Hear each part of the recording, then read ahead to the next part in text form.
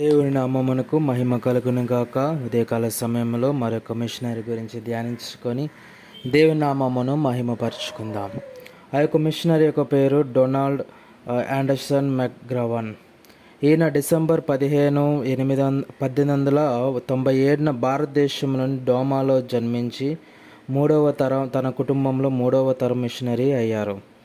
1910లో అతని కుటుంబం అమెరికాకు తిరిగి వచ్చింది మరియు అతనికి 14 ఏళ్ల వయసులో అతను ఒక్లహోమాలోని టల్సాలో ఉన్న ఫస్ట్ క్రిస్టియన్ చర్చిలో రక్షింపబడి బాప్తిసం పొందాడు. అదే సంవత్సరంలో అతను తన తండ్రితో కలిసి ఎడిన్బర్గ్ మిషనరీ కాన్ఫరెన్స్కు హాజరయ్యాడు.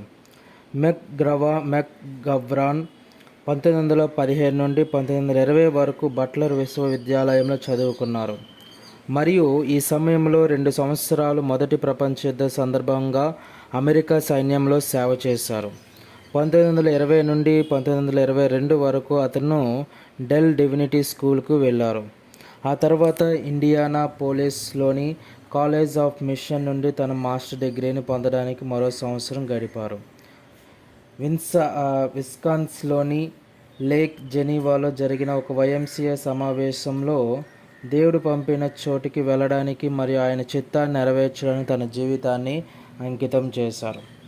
విద్యార్థి స్వచ్ఛంద ఉద్యమ ప్రభావంతో మెక్గవ్రాన్ ఒక సంవత్సరం ముందు తాను వివాహం చేసుకు తన భార్య మేరీతో కలిసి 1923లో United Christian Missionary Society Disciples of Christ యొక్క మిషన్ల శాఖ మిషనరీగా భారతదేశానికి తిరిగి వచ్చారు.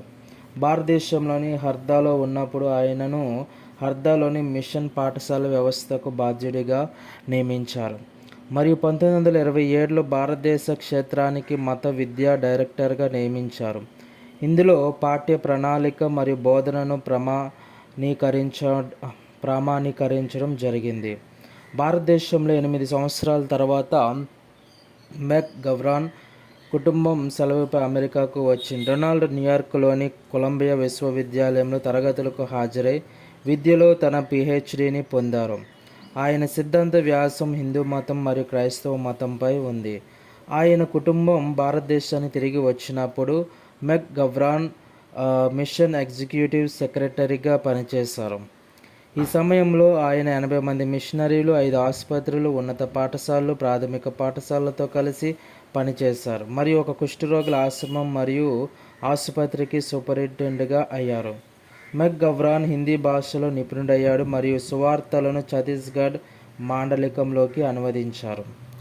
1954లో భారతదేశంలో 30 సంవత్సరాల పైగా సేవ చేసిన తర్వాత మెక్గవ్రాన్ కుటుంబం సెలవుపై అమెరికాకు తిరిగి వచ్చింది. భారతదేశానికి తిరిగి వెళ్లాలన్నది వారి ఉద్దేశం అయినప్పటికీ ప్రపంచవ్యాప్తంగా మిషన్ మరియు సంబంధిత క్రైస్తవ సమూహాలచే స్థాపించబడిన సంఘాల పెరుగుదలపై మరింత పరిశోధన చేయడానికి మిషన్ డొనాల్డ్ను పంపింది. ఈ సమయంలో సంఘాల అభివృద్ధిని ప్రభావితం చేసే మరియు రూపుదిద్దే కారకాల గురించి భారతదేశంలో ఉన్నప్పుడు తాను అభివృద్ధి చేసిన సిద్ధాంతాల గురించి మెక్గవ్రాన్ బోధించడం మరియు గణనీయంగా వ్రాయడం ప్రారంభించాడు. సంఘ పెరుగుదలను అంచనా వేసేటప్పుడు అతను 3 ప్రశ్నలు అడిగాడు. ఒక సంఘం పెరుగుతున్నప్పుడు అది ఎందుకు పెరుగుతుంది? సంఘాల సహజ జీవనం, చైతన్యం మరియు పెరుగుదలను ఏ ఆటంకాలు లేదా అనారోగ్యాలు నిరోధిస్తున్నాయి? పెరుగుతున్న సంఘాలలో పనిచేస్తున్న ఏ పునరుత్పత్తి చేయదగిన సూత్రాలను ఇతర చోట్ల ఉపయోగించవచ్చు? సంఘ పెరుగుదలలో సహజాతి యూనిట్ల సిద్ధాంతాన్ని మెక్గవ్రాన్ భారతదేశంలో కనుగొన్నారు. వీటిని ఈరోజు ప్రజల సమూహాలు అని ఎక్కువగా పిలుస్తారు. ఆయన చర్చ్ గ్రోత్కి విశేషమైన సేవా పరిచర్యను ఆయన అందించినారు. 1990 జూలై 10న డొనాల్డ్ మెక్గవ్రాన్ 93 సంవత్సరాల వయస్సులో క్యాన్సర్తో మరణించారు. ఆయన రచించిన అత్యంత ప్రభావవంతమైన 2 పుస్తకాలు ది బ్రిడ్జెస్ ఆఫ్ గాడ్ మరియు అండర్ స్టాండింగ్ చర్చ్ గ్రోత్. మెక్గవ్రాన్ ఆధునిక చర్చ్ వృద్ధి ఉద్యమానికి పితామహుడిగా ఎప్పటిగా గుర్తుండిపోతారు. ఈ విధంగా ఆయన మన భారతదేశంలో పుట్టి పెరిగి అమెరికా ప్రాంతానికి వెళ్ళి ఉన్నత విద్యలను అవన్నీ కూడా చదివి మళ్ళీ మన భారతదేశానికి వచ్చి అనేకమైన ప్రాంతాల్లో ఆయన విశేషమైన సేవా పరిచర్యను ఆయన చేస్తున్నారు. ఆమేన్.